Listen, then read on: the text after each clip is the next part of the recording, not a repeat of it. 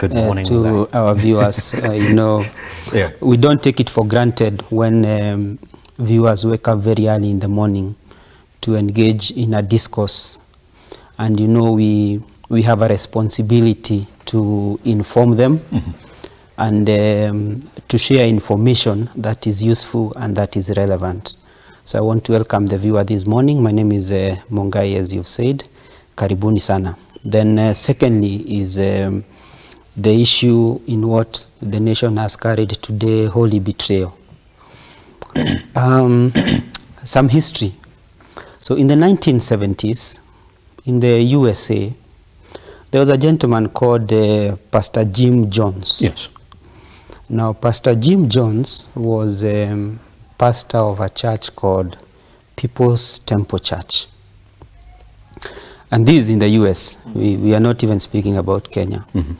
And so Pastor Jim started the way you see Pastor Mackenzie starting.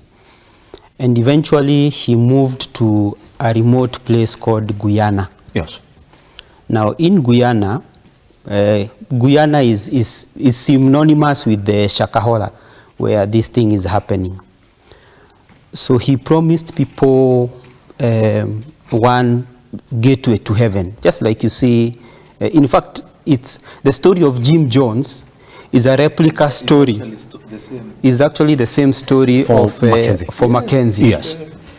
And so in what is infamously known as Johnstown Massacre, where more than 1,000 people, we are talking about the US. We not even, sometimes when you hear about religion, yes, you imagine that we Africans are the gullible ones. So that's why I had to give you a story of the US, so that sometimes you see, even when you think societies have advanced in terms of technology, in terms of the way people do things, people are still gullible to religious fanaticism. Yes. And so same story, Pastor Jim, same story with what you're seeing in this Shakahola, Pastor Mackenzie. So when he put people in a labor camp, those people used to work 23 hours in a day. He used to make them work, he used to make them fast. And in the final act of liberation, so to speak, when the US authorities intervened, the people took poison en masse, the believers. And those that did not were shot by the ardent followers of Pastor Jim Jones. Yes. And that is infamously known as the Johnstown Massacre. So what I am trying to say is that story copies word for word. In fact, if you want to investigate the story of Mackenzie further, I think Pastor Mackenzie is a good student of Jim Jones. So for you to understand Mackenzie, then you must understand Jim Jones, because I believe they borrowed they were reading from the same script.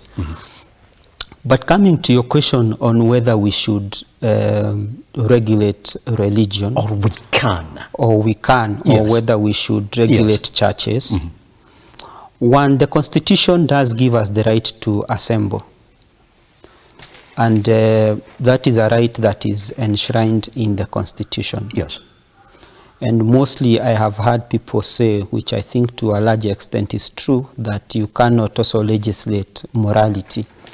Because sometimes the issue of religion sometimes is also an issue of morality. Because and the challenge sometimes is what is morally correct today might be immorally correct tomorrow, or vice versa. And therefore, I believe that whereas we cannot be able to regulate the conduct within which, we cannot regulate our belief. Eric said something about what we believe, including indigenously what we believe. Yes. But I believe there are parameters within the law that can guide good conduct, because there are good practices. And what do I mean?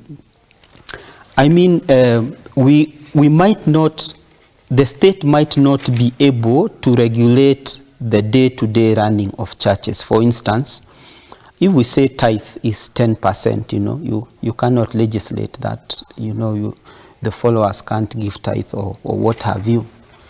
But there are practices that do contravene the law. Mm-hmm. And such practices are the practices that lead to issues such as what you've seen in this massacre. Yes.